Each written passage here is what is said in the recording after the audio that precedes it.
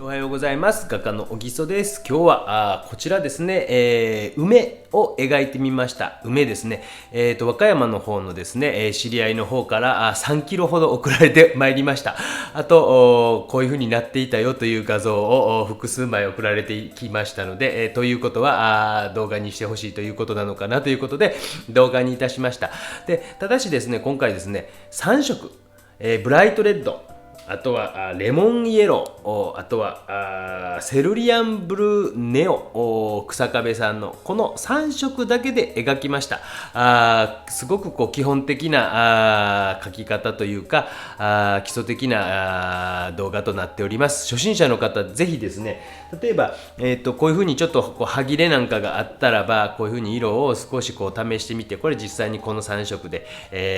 やったものですけども、これぐらいの色が出るんだぞということを分かった上で、じゃあ今回はこの色3色でやってみようということで、このようにいたしました。どういうふうに、作っていくのか、初心者の方はぜひ、ごゆっくりご覧ください。どうぞ。それでは解説をしていこうと思います。このように色を塗る実験をしたんですけども、これはブルーですね。これブライトレッド、レモンイエローですね。ちょっと初めのところで少し間違いがあったんですけども、基本的な描き方ではないですね。基本的なことを学びたいならば、こういったことをやってみるといいんじゃないですかというのが正解ですね。だから三原色で混色をするということを学んでみられるということはすごくいいことだと思いますので、セルリアンブルーというのを使っているんですけども、例えばコバルトブルーとかでもいいですし、黄色も例えばカドミウムレッド的に、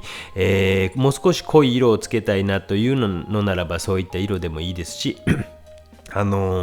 赤もですね、カドミウムレッドとか逆にクリムソンレーキ的なのがいいとか、その辺はちょっと実際に描く絵に対してどの辺がいいのかなっていうのを考えられたらいいと思います。別に三原色じゃなくてももちろんいいと思いますよ。で、なぜこのセルリアンブルーというのとレモンイエロー、どちらかというと明るい青、今紫でですね、まずですね影を塗っていっております。影で、透明水彩というのはですね、重なっていって色を作るということが本当に基本的な方法の一つなんですね。でまずだから影を塗っておこうということで、モチーフそれぞれの全ての影を塗り絵のように地味な作業を約1時間近くやっておりました。で、じゃあ今回はちょっとこの新緑の緑みたいな色を出すためにはこのセルリアンブルーという明るめのブルーを選択した方がいいんじゃないかということで、この青にしました。で、黄色もレモンイエローという普通の黄色よりもちょっと明るめの色を選択することによって、それを青と黄色を混ぜたら緑色になりますよね。でその色がちょっと普段のグリーンよりも明るめになるということで、ただ暗い色も置かなければいけないので、じゃあどうしようかということで、このように初めに赤と青を混ぜ、ちょっとパレットの絵の具のところがギリギリ切れてしまってですね、編集これは迷ったんですが、作品を大きく見せるべきかパレットを大きく見せるべきかで作品の方を大きくするというトリミングをしたので、ちょっと切れてしまって、嘘ついてんちゃうかというふうに言われるかもしれませんが、本当に3色でやってます。で、今こういう風に紫で塗っていってるんですけども、青と赤を混ぜて、例えば若干青めが強めにしておく部分があったりとか、赤めが強めにしておく部分とかがあったり、ちょっと濃厚な濃い色を塗っておく部分、実際に写真とかモチーフを見るときに少し濃いところというのは下地の色として、暗めに塗っておこうとか、少し青みがかっている上に黄色をのせたらどういう緑になるかなとか、赤みがかっている方に緑をのせたらすごく暗い色になりますよね。反対色に近いような感じがしますので、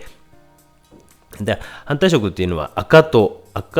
青を足したら緑色、もう一つの三原色が残っていますよね。で要は緑色で、赤と青を足したら紫か、紫色で、紫色の反対色というのが黄色です。すみません。そういうのを習いましたよね。だからそういう色の三原色とかを活かしながら今なんか濃厚な影を描いておきました。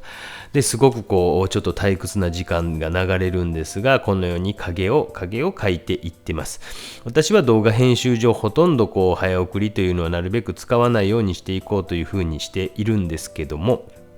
今回ばかりはちょっと2時間半ぐらい実はかかっていて、編集上早送り途中出てきます。私の友人の高橋名人というのがいます。かっこ冗談ですが、すごい手の動きをする人ですね。その人に頼んでおります。かっこ冗談です。で、こういうふうに影の部分全部、画面上の全部をですね、塗っていっております。で他にも今までも三原色で描いてみるみたいな動画っていうのを上げたことがあったんですが、もう多分削除したんだと思いますけどね、私が。またこういったものも作っていこうかなというふうに思います。皆さんにとってはですね、色を混色するっていうのが難しいっていう方はもう本当にこれぐらい限定してあげて、制限をかけてあげるというのは一つかもしれません。出ました。私の友人に頼みました。チャカチャカ動いてます。5倍速とか8倍速とかそういった感じで、ですね。なるべくですね、大きくカットはせずに、見せたいので、早送りとかを選択いたしました。このようにで画面の全体を見ながら描いていくということ。この段階で見るとやっぱ青みがかった影の色もあれば、紫がかった赤みがかった色もあれば、薄い色もあれば濃い色もある。でこの時に私なんかはこういった感じの作品の場合オールオーバーといって、天地があんまりわからないような作品で、主役が少し少ない作品に関してはコンポジション、構成ですね、構成を大事にしていきます。でその際に、暗い配色というのが画面の中にある程度均等にというか、どこかに局部的に固まるのではなくて、全体にまんべんなく置かれているような状態にしておいてあげると、途中段階でもこれでも抽象画みたいな感じになりませんか。パレットを掃除しました。そして、次の段階としてはその影の色が乾きましたら、もう梅のみを描こうと。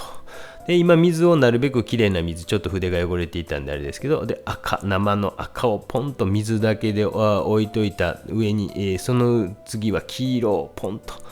というふうにグラデーションをつけていって、黄色と下のブルーがかった影の色みたいなのとか混ざり合わさって緑色になる。実際にそして青と黄色を混ぜた緑もトンと足してみた。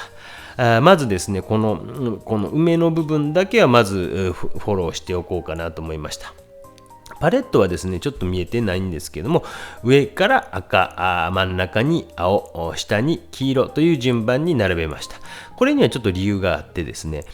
一番この絵の中で使うであろう色は緑色だったんですね。だから緑色が真ん中に青、下に黄色がありますので、一番私に近いところに置いておいて、逆に初めのうちに影を作りたいので、真ん中の青と上の赤、わかりますかっていうふうに、配色をしておきました。だから書き出すときにある程度シミュレーションをしてみてもいいんじゃないかなと思います。全体の中でどの色が一番使うかな、じゃあ使う色というのを隣り合わせ同士で、置いてあげて、しかも自分に近い方に置いておいてあげて、でこういうふうにですね、ちょっとピンクがかっている色というのをブライトレッドとかで、ちょんと置いていきました。実際にこの青と黄色、赤の 3色の選択だとあんまり暗い色というのは出ませんね。あまりにも暗い色、黒に近いぐらいの色を何色も混ぜていくと出てくるんですが、今回のこの配色に関してはちょっとそこまでは出ませんが、このようにまず梅を描いていってあげようと。モチーフの中で要は梅は3つの色全部使ってあげていると、赤っぽいところもあれば黄色っぽいところもあれば緑っぽいところもあったりするので、その3つを同時に使っていってあげるために初めに全部塗りました。この辺は考えていってるわけですね。ちなみにこれはですね、アルシュという水彩紙の粗めですね。粗め高いですよというものを使用しております。6号のスケッチブックでございます。そしてグリーンですね。でこのグリーンみたいな、なんていうのかな、エメラルドグリーンみたいな色になりましたね、混ぜ合わすと。絵の具っていうのは何個かの顔料が混ざり合ってできているものもあるんですね。で、おそらくこれとこれ混ぜ合わせてんやろなっていうのが例えばエメラルドグリーンという名前でもし売っているとすれば、多分この辺とこの辺が混ざってんやろなっていうのがなんとなく私は推測が立ちます。でも推測立ったところで別にどうってことはなくてですね、もう混色するのめんどくさいからそういうの買った方がいいという人ももちろんいるわけです。そして、ちょっと黄色みがかっている明るい葉っぱの部分もあれば、影の方の暗い色のところもあればということで、下地の影の紫色ありますけども、その上からのせていくということをしていきます。そうすると下の絵の具と重なり合って、まさに透明水彩ですね。透明と透明が重なり合うことによってより深みが増してくる。緑色なんですけど、深い青みがかった緑色っていう感じのところもあればとかですね、そのようになっていきます。で、画面の中で黄色っぽい葉っぱの部分を描いていったりとかですね。この写真はですね、コミュニティ欄という、私の YouTube の中のコミュニティ欄というところに上げておきますので、ぜひですね、よし、じゃあ初めて、三原色でやってみようと、その際にこのようにですね、プロセスをしっかり踏むことを我慢してやってみると、皆さんの作品がグググググと良くなることがありますよ。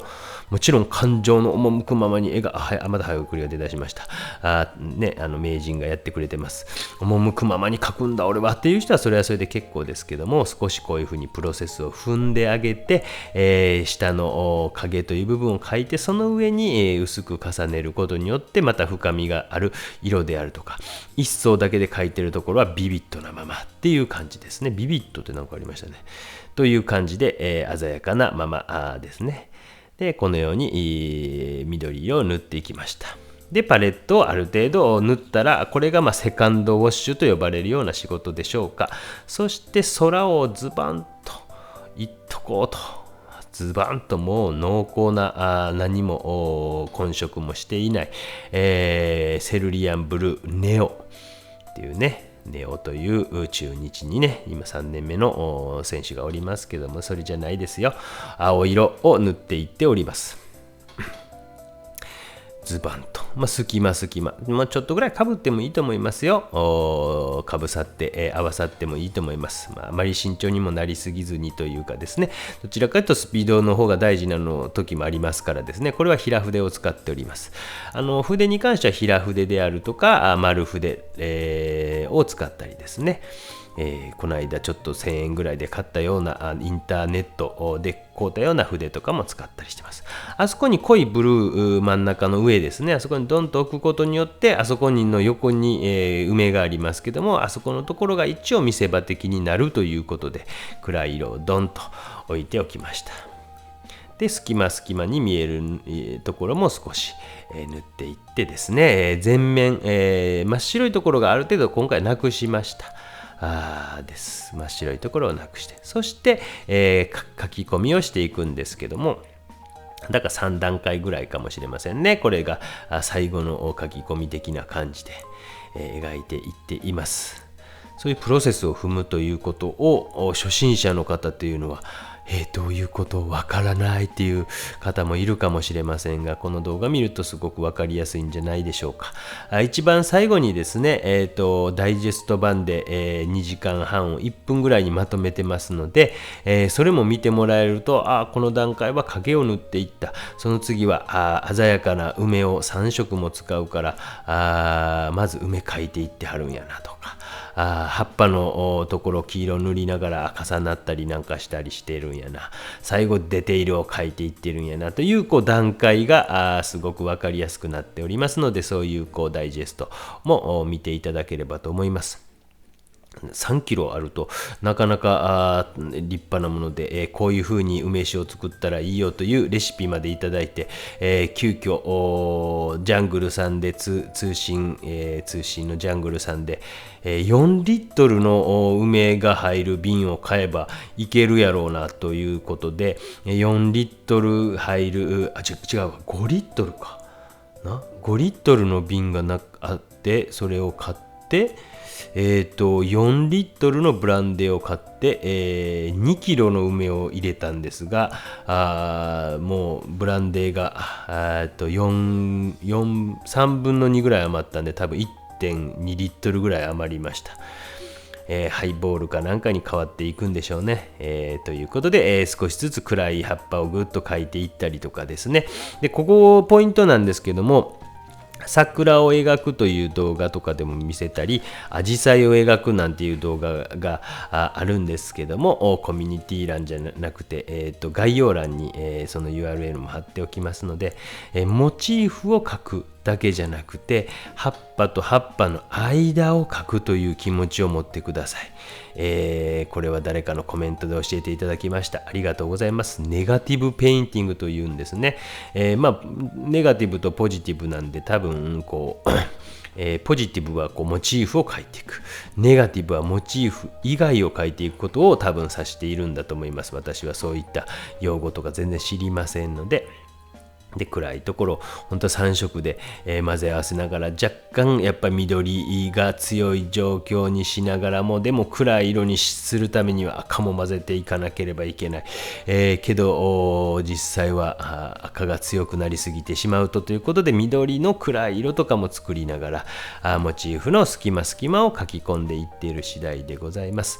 本当にこういった本当に実のなる木とか花とかを描くときに、このようにオールオーバーといって、画面全面に覆い尽くすというモチーフを描くと、案外ですね、これ額縁とかと入れるとなかなかインテリアとしてはいいんですよ。人物画とかだとですね、例えば女性を描いた人物画なんていうのは、うちの妻がやっぱり人物は嫌だって言うんですとかって結構あるんですよね。買われたりする人はね、家の中に夜起きた時に人がいるようで嫌だとかっていうのが結構本当あるんですよ。意外とこういう本当に身近にあるようなモチーフ、梅なんかもたまに咲いていたりもしますもんね。私の近所にも梅ものすごいなってるなっていうところもありますし、私の庭ではブルーベリーが1種類がもう終わりました。毎朝水をあげるんですが、うちの恐竜が勝手につまんで食べてました。毎日食べていたらほぼですね、なくなってしまって、もう一種類になっています。もう一つ最近買ったのは、私はイチジクを鉢で買いました。ミモザという木が倒れてしまってですね、ちょっとシンボルツリーになるものは何がいいかなといろいろ考えていたんですが、イチジクはいいかもしれないなということで、葉っぱも5手と大きいですしね、あんまり大きくならないと思いますので、イチジクを買ってみたり、ブドウも実はあって、まだ実はなってません。3年ぐらい経つんですが、であるとか、今かぼちゃが絶好調でですね、毎日伸びまくっております。かぼちゃもいたり、トマトなんかも可愛いですね、なんていう話をしながら、ちまちま隙間とモチーフももちろん描いていきますが、僕はこれに関しては7割方隙間描いてたと思いますよ。葉っぱを描くよりは葉っぱの間を描いていって、葉っぱを強調して見せてあげるという感じで描いていって、少しずつ密度が上がってまいりました本当にちょこっと散歩に行ったりするとね、秋になったら柿なんかいいですよ。柿は葉っぱの色も綺麗ですからね、みかんとかも面白かったりしますし、いちじくじゃなくて何ですか、いろいろあっていいと思います。今物は出てきビワですね。ビワなんかもいいですね。ビワも僕は絵にしたことありますよ。意外とそういったものって意外と近所に散歩とかして、今ですね、これですね、あれですね、全部忘れ、激落ちくん的なのを小さく切って、そこに水を浸して、拭き取って、少し明るいとこをグググググと明るくしていっているんですね。ググググ、葉っぱの光ってるところを明るくグググググとか、こういったことをしていっております。難しい技法は一切使っておりません。色も3色しか使っておりません。筆もこれは1000円ぐらいで10本セットの筆でございます。絵の具は草壁さんのずっと右下に画像を貼っておいたでしょうか。この3色のみでございます。難しいことは全くありません。紙はある種という紙ですが、多分どんな水彩紙でもできると思います。そんなに水をジャバジャバにやっているわけじゃありませんので、そんなにこうすごくこれある種高いですが、そんな高くない紙でも十分できるかと思います。サインをこのように入れて、マスキングテープを貼っておくと、マスキングテープというのはですね、剥がした時に今から剥がします。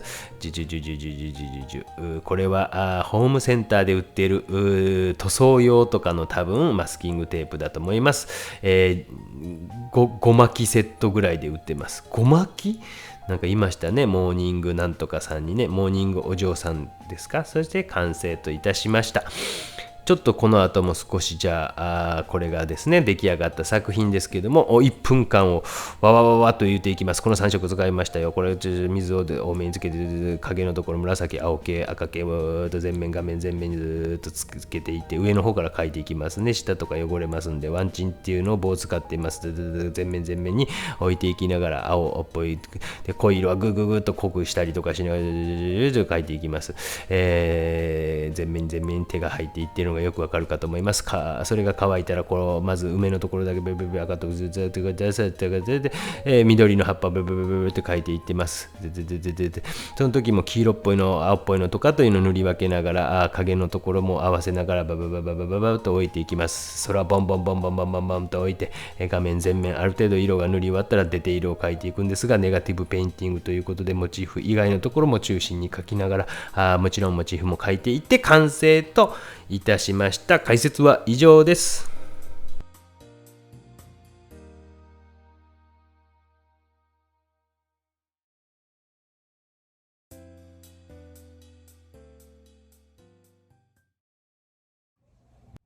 というわけで、梅を、このようにしまして楽しいね、おじさんね。はい、これをドボドボドボと入れたらいいんですか？梅酒になるんですか？ドボドボドボ。ブランデーですね。全然入んないね。全然ダメでしたね。あら、梅に対して、このように漬け込んでおけば、梅酒となるのでしょうか。楽しみにしております。ということで、以上です。じゃあ、バイバイ。チャンネル登録よろしくね。SNS もやってます。